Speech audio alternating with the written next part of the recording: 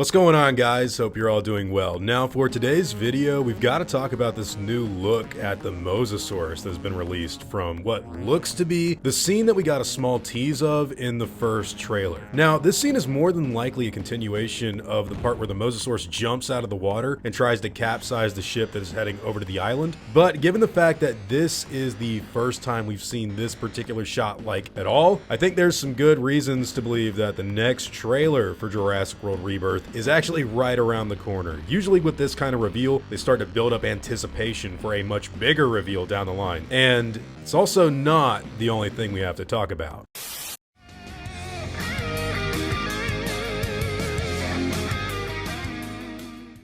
We're left here.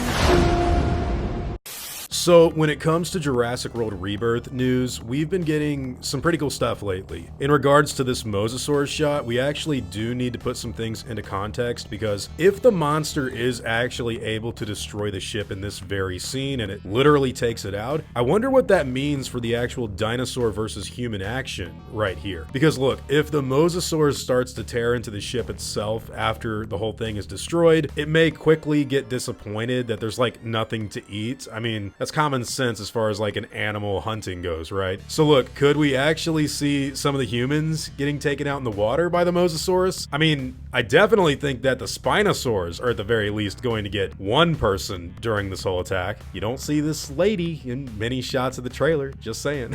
No one's dumb enough to go where we're going.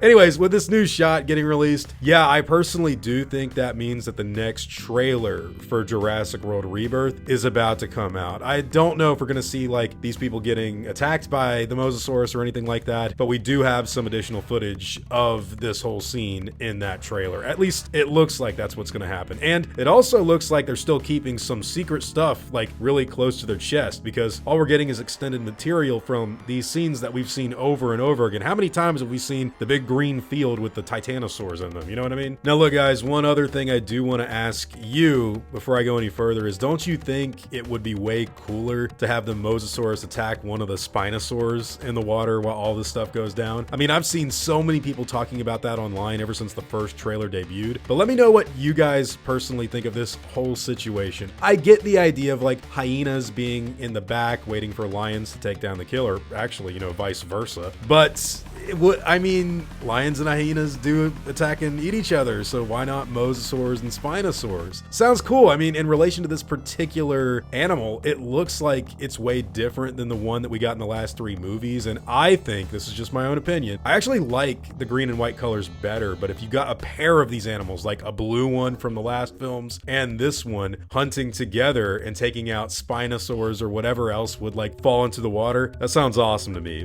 But in other news,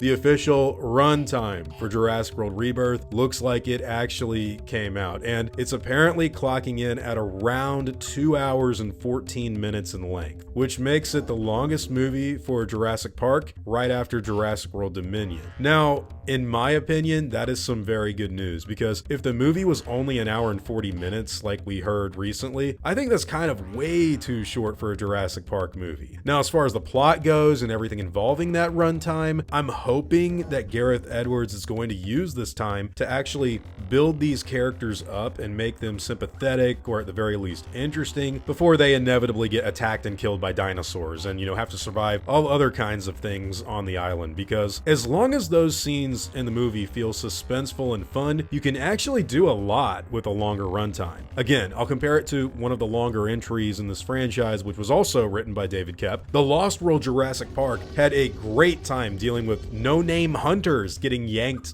down in the long grass, guys getting eaten and stepped on by the T-Rexes, and of course, everyone to this day still talks about Eddie Carr's death. So regardless if the characters are fleshed out well, like Eddie, or even just written to be dinosaur food, as long as the cadence of the film is good with the pacing, you can accomplish a lot with a Jurassic Park film, and it becomes super memorable and effective. Even people that don't like The Lost World, they're like, oh yeah, the long grass scene, oh yeah, the trailer's going over the cliff, oh yeah, the T-Rex is attacking the hunters. They know what you're talking about. So a longer runtime could also mean better writing for these guys. So I'm hoping they really do make everything as effective as it possibly can be. I mean, you want good dialogue, you want good characters, longer movie, that could be a possibility. Again, I'll be the first to tell you Jurassic World Dominion is my least favorite of the franchise, and it's also the longest, but I think that had a lot to do with the fact that you've got like a bajillion actors and characters in Jurassic World Dominion, so you don't even really have enough time to catch up with the old cast, let alone flesh out Owen and Claire's like storyline. So this one, you got limited characters and a lot of people that can be eaten by dinosaurs. So just something to think about. Now look guys, there actually is some other news that has come out in relation to Jurassic World Rebirth that I wanted to talk about, but look, I'm not so sure what to make of it just yet because it sounds pretty crazy, but I'm also not sure if people are taking it out of context in this moment or not. It involves mutated dinosaurs, as in plural, so many think that could mean that there's other things besides the D-Rex on the island, and this makes a lot of sense because there was a size chart that recently came out and it described the D-Rex as villain number 1. So we could be looking at a villain number 2 or something if you catch my drift. Either way, I'm pretty sure all of the dinosaurs in Jurassic Park are mutants anyways, and since we've got all this crazy stuff in the trailers already, I'm kind of wondering what these designs will look like when we see them running around and doing crazy stuff on the island. Personally, yeah, there's probably more than one mutant creature out there, unless they at the last minute decide to like cut it out of the film. I'm pretty confident we're gonna see more than just the D-Rex. Although there have been some wildly crazy like things that people have used to describe it, and I may talk about that in a future video because it sounds like something like from the Alien franchise mixed in with gargoyles. I don't know what to make of it. Anyways, when it comes to Jurassic World Rebirth, this new look at the Mosasaurus is pretty cool because I think a trailer's like right around the corner and they're trying to tease it while also telling us that the movie's gonna be 2 hours and 14 minutes long. As for the other mutant things, they might be in the next trailer, but they could also be keeping that super on the down low for when people actually go to the theater and see it for themselves. Anyways, guys, I want to hear what all of you have to think about this information. What do you think about the new shot of the Mosasaurus? I know it doesn't really mean anything in terms of quality for the film, but what do you think the longer runtime could do? And how cool would it be to actually see some really fun dinosaur versus dinosaur action in a Jurassic Park movie that's not just T-Rex versus insert other theropod here? Whatever your own thoughts and opinions happen to be, I'd love to hear all about them in the comments down below.